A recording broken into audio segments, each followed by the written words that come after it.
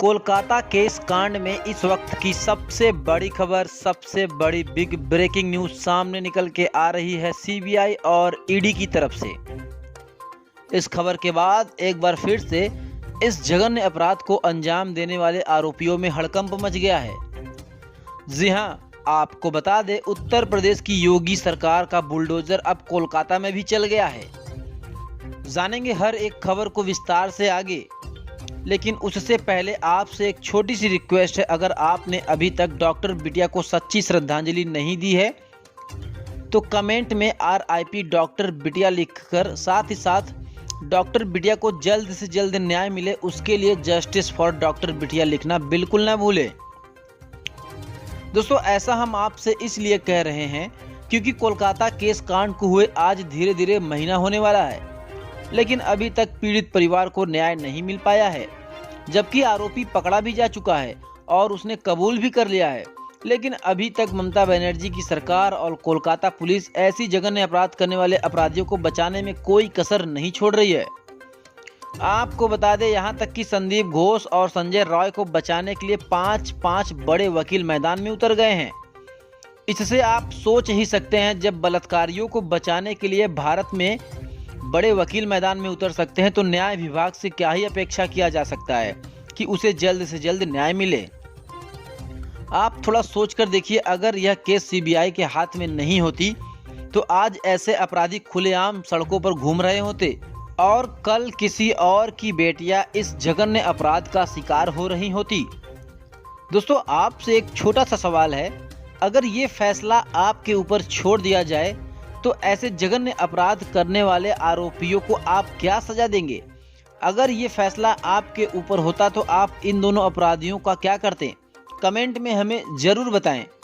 आगे बढ़ें उससे पहले आपसे एक छोटी सी रिक्वेस्ट है, अगर आपने अभी तक हमारे चैनल को सब्सक्राइब नहीं किया है तो फटाफट चैनल को सब्सक्राइब कर ले, क्योंकि यहाँ पर आपको कोलकाता केस से जुड़ी हर पल की अपडेट मिलती रहेगी। आपको बता दें, कोलकाता केस कांड में मुख्य आरोपी संदीप घोष के तहखाने में चला बुलडोजर। जी हां, आपको बता दें, सीबीआई की जांच के दौरान जब संदीप घोष के तहखाने में कुछ ऐसे सबूत मिले जिससे केस कोलकाता केस कांड से जुड़ी हुई थी। आपको बता दें, इसके बाद सीबीआई ने नोटिस जारी कर संदीप घोष के तहखाने में बुलडोजर चलवा दिया।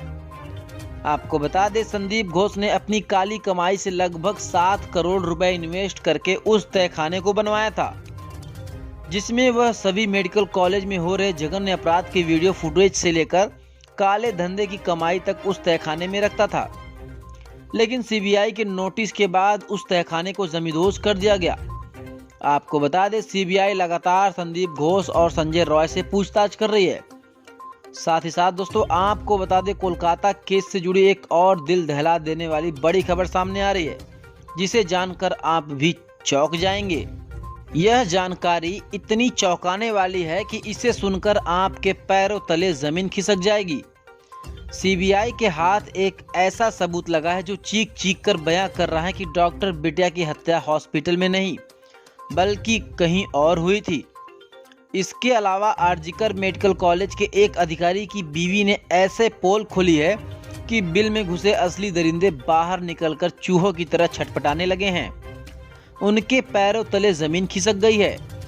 अब तक जिस व्यक्ति को सभी आरोपी मान रहे थे, जिसे भारत में अपराधी समझा जा रहा था, असल में वह व्यक्ति असली आरोपी नहीं निकला और असली दोषी का नाम सामने आते ही सच्चाई जानकर आप भी दंग रह जाएंगे। दोस्तों, हकीकत यह है कि दरिंदगी की यह घिनौनी घटना जिस हॉस्पिटल में होने की बात कही जा रही थी, असल में वहां यह दरिंदगी हुई ही नहीं थी। अब इस मामले में बड़ा खुलासा हुआ है। दरअसल जिस वीडियो को अब तक दिखाया जा रहा था वह असलियत बहुत दूर है, लेकिन जो वीडियो मैं आपको आगे दिखाऊंगा उसमें साफ साफ दिखाई देगा। इस वीडियो में हकीकत सामने आएगी कि डॉक्टर बिटिया के साथ जो दरिंदगी हॉस्पिटल में नहीं बल्कि कहीं और हुई थी। उस काली रात डॉक्टर बिटिया के साथ जो सब कुछ हुआ, उसे देखकर और सुनकर भगवान ने भी शायद सोचा होगा कि आखिर उसने कैसे ऐसे दरिंदों को बना दिया जो अपनी वासना की प्यास बुझाने के लिए एक बेटी की जिंदगी को बर्बाद करने पर उतारू हो गए। ये घटना इंसानियत को शर्मसार करने वाली है और ये देखकर हर किसी का दिल दहल जाएगा आगे इस मामले में और भी चौंकाने वाले खुलासे होंगे जो हृदय विदारक घटना को एक नए मोड़ पर लेकर जाएंगे। इस घटना को डॉक्टर बिटिया का परिवार जीवन भर नहीं भूल पाएगा। आपको बता दें, अगर आप ये सोच रहे हैं कि डॉक्टर बिटिया का कातिल केवल संजय रॉय है तो आप पूरी तरह से गलत हैं। अब इस मामले में बड़े खुलासे हो चुके हैं और सच सामने आने लगा है। आज हम आपको उन सबूतों के साथ वो सच्चाई भी बताएंगे जिसे आपने अभी तक न सुना होगा न सोचा होगा। ये सच्चाई इतनी वाली है कि इसे जानने के बाद आपके भी होश उड़ जाएंगे।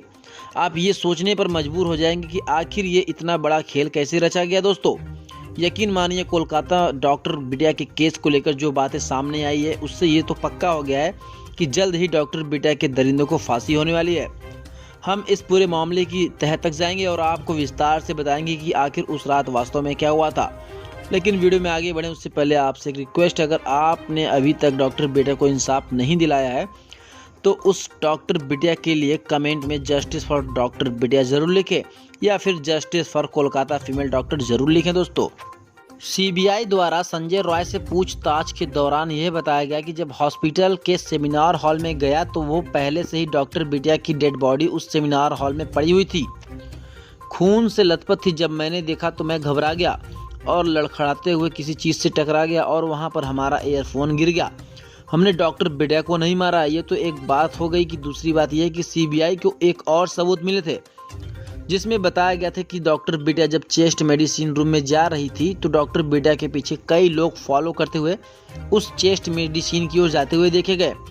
इसके अलावा चेस्ट मेडिसिन की रूम का जब गहराई से एग्जामिनेट किया गया तो पता चला कि उस चेस्ट मेडिसिन रूम में 10 लोगों के फुटप्रिंट्स पाए गए थे, जबकि सेमिनार हॉल में किसी के भी फुटप्रिंट्स नहीं मिले थे। दोस्तों, अब आप लोग सोच रहे होंगे कि क्या चेस्ट मेडिसिन रूम में डॉक्टर बिटिया को मारा गया था, उसके साथ इतना जघन्य अपराध किया गया था? तो दोस्तों, मैं आपको बता दूं कि ये भी सच नहीं है। जब आप जानेंगे तो शायद आपके होश उड़ जाएं। सबसे हैरानी वाली बात तो यह है कि सीबीआई को कंफ्यूज करने के लिए सीबीआई को यह पता न चले कि असली जगह कौन सी थी जहां पर डॉक्टर बिटिया के साथ इतना बड़ा जघन्य अपराध हुआ। सीबीआई के माइंड को इस तरह से डाइवर्ट करने की कोशिश की गई कि सीबीआई को यह पूरी तरह से गलत लग जाए कि डॉक्टर बिटिया के साथ जो जघन्य अपराध हुआ वो सेमिनार हॉल में नहीं। उसके बाद सीबीआई की पूरी नज़र और कहीं न जाकर के इस सेमिनार हॉल के इर्द गिर्द ही घूमती रही और इसी में सीबीआई फंसती रहे। दरअसल डॉक्टर बिटिया के साथ हुए अपराध के तुरंत ही बाद जिस तरह से सेमिनार हॉल को तोड़ा गया, जिस तरह से सबूत को मिटाने की कोशिश की गई, यह पूरा मामला सिर्फ और सिर्फ सीबीआई को डाइवर्ट करने के लिए किया गया था और इससे रिलेटेड सीबीआई के हाथ एक ऐसे सबूत भी मिल गया है जिससे अपराधी के मास्टरमाइंड का पूरा खेल समझ में आ गया है।